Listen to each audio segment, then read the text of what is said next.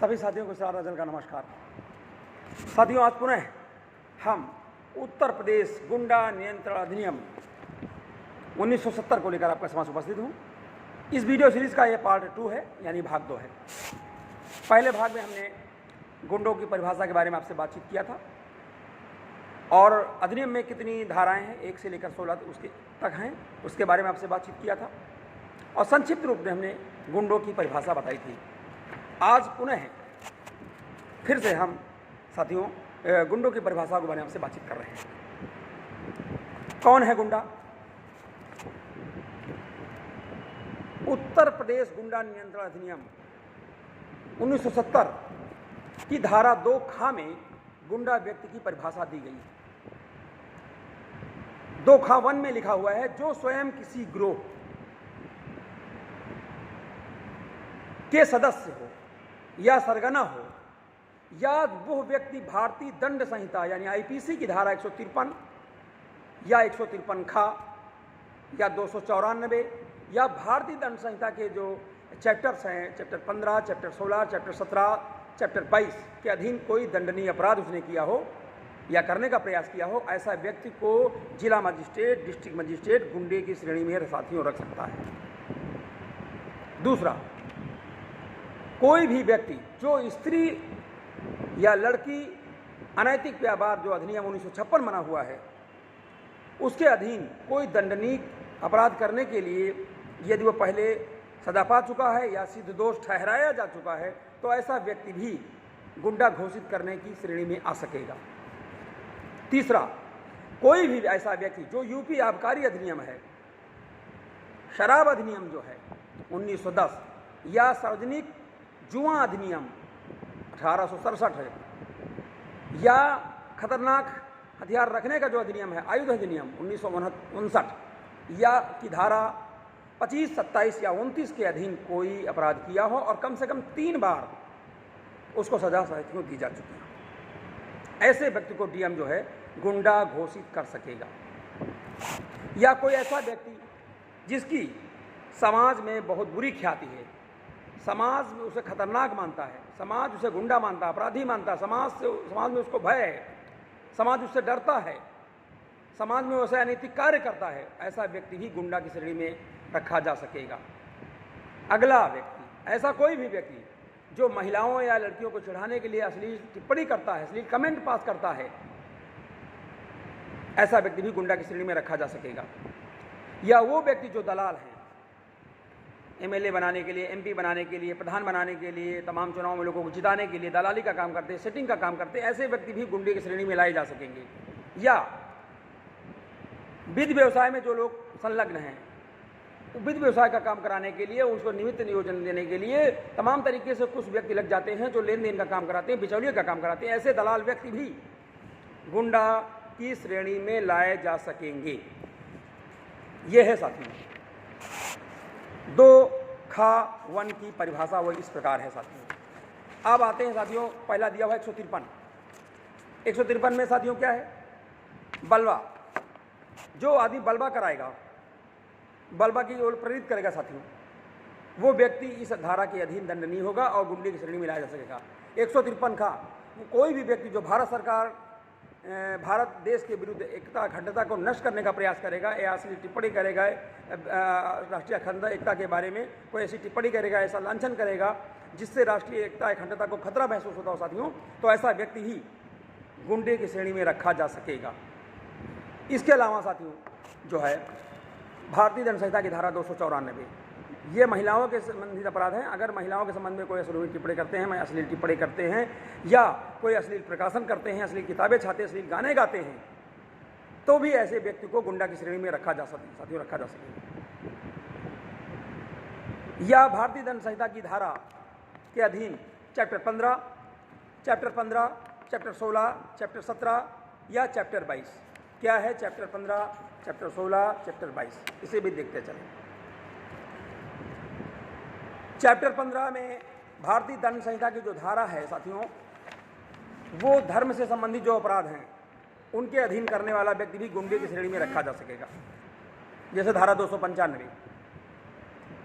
किसी भी धर्म का जो धर्म के जो को पूजा उपासना स्थल हैं उनको अपमानित करने के ऐसे शब्द बोलना, या साथियों कोई भी धर्म है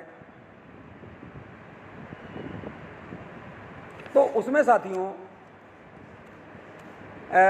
उनके विषय में अपमानजनक शब्द बोलना, वो भी इस श्रेणी में लाया जा सकेगा साथियों।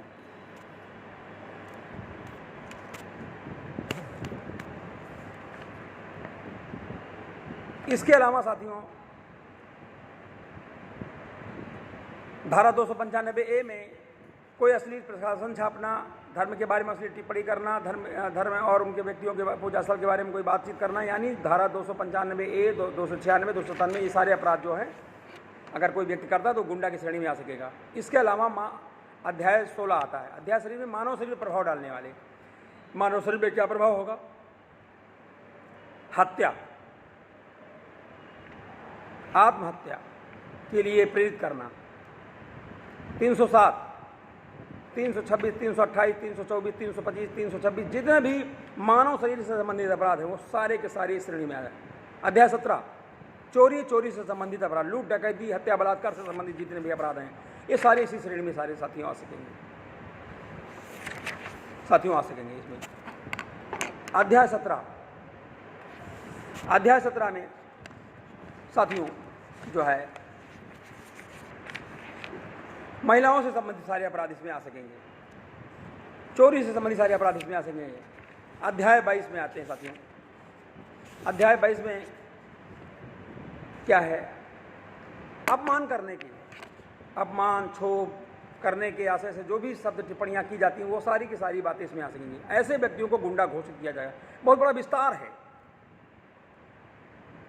आप देखें कि आईपीसी की धारा 153 खा से लेकर आप देखा जाए तो आईपीसी की धारा 302 से लेकर के देखा जाए तो पूरा 300 से 400, 500, 4, 505, 506, 507, 508, 509, 500, 511 तक पूरा 302 से शुरू होता है। तो ऊपर से 511 तक जितनी भी धारा हैं उनसे संबंधित जितने भी अपराध हैं इंडियन पेनल कोड में वो सारे के सारे अपराधों में साथियों जो है जो व्यक्ति करेगा वो गुंडे की श्रेणी में रखा जा सकेगा। यदि इन सब अपराधों में कई बार दोष सिद्ध किया जा चुका है और या करने का प्रयास किया है तो वो जो है गुंडे की श्रेणी में रखा जा सकेगा साथियों। ये है अपराध की परिभाषा कहती है। इसके अलावा अगर वो शराब पीने का आदि, शराब पी के दंगा फसाद करता है, झगड़ा लड़ाई करता है तो भी वो व्यक्ति जो है गुंडे की श्रेणी में रखा जा सकेगा। या शराब दारू झगड़ा पी करके जो है महिलाओं पर टिप्पणी करता है, छीटाकसी करता है, उनका अपमान करता है, उनको छूता छाता है या 354 का अपराध करता है, छेड़खानी का अपराध करता है, तो वो सारे व्यक्ति गुंडे की श्रेणी में रखे जा सकेंगे। डीएम को अधिकार होगा कि गुंडे की श्रेणी में उनको रख के सकते। ये सारे अपराध करने वाला व्यक्ति भी गुंडे की श्रेणी में रखा जाएगा। इसके अलावा कोई व्यक्ति अगर जुआ खेलता है, लोगों को जुआ खेलने के प्रेरित करता है और समाज को जुआ की ओर अग्रसर करता है तो ऐसा व्यक्ति भी गुंडा की श्रेणी में रखा जा सकेगा। या जो व्यक्ति दलाली का काम करता है, परिभाषा कहती है, वो सारे दलाल भी गुंडे की श्रेणी में रखे जा सके। ये सारी साथियों परिभाषाएं जो है दलाली के संबंध में ऐसे व्यक्ति जो है दलाली के संदर्भ में रखे जा सकेंगे। एक व्यक्ति जो है गुंडा घोषित होने के बाद, गुंडे की परिभाषा में आने के बाद साथियों उसको जिला मजिस्ट्रेट द्वारा जो है बहिष्कासन किया जा सकेगा और ये बहिष्कासन जो जिला बदर होगा वो 6 मास के लिए साथियों होगा।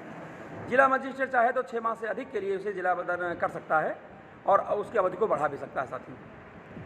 जिला मजिस्ट्रेट जो है धारा 7 में जो है मुचलका लेकर के उसको जो है कुछ समय के लिए, टेम्पररी कुछ समय के लिए साथियों वो उसे अनुज्ञा दे सकता है कि पुनः वो जिले में आकर रहे, शांतिपूर्वक रहे। परंतु यदि जो समाधान हो जाता है कि ऐसा नहीं कर सकता है तो वो पुनः अवधि में बढ़ोतरी साथियों कर सकता है।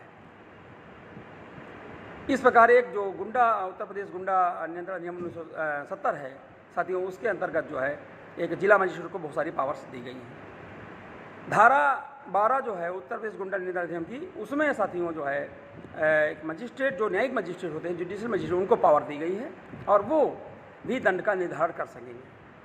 दंड में आजीवन मृत्युदंड, आजीवन कारावास, सश्रम कारावास, सादा कारावास या संपत्ति का समापहरण जजमेंट कर सकते हैं या शास्ति यानी जुर्माना लगा सकते हैं। ये सब राइट जो है जो हमारे जुडिशियल मजिस्ट्रेट हैं उनको धारा 12 गुंडा नियंत्रण अधिनियम में उनके अधिकार परिभाषित किए गए हैं साथियों। इस प्रकार साथियों इस वीडियो में आज इतना ही। आप सब ने जो है उत्तर प्रदेश गुंडा नियंत्रण अधिनियम 1970 के बारे में जाना। आप सभी साथियों को बहुत बहुत धन्यवाद। आप सभी साथी इस वीडियो को देखें, पसंद आने पर लाइक करें, शेयर करें और चैनल को सब्सक्राइब करें। आप सभी साथियों को बहुत बहुत धन्यवाद। जय राष्ट्र, जय भारत, जय संविधान।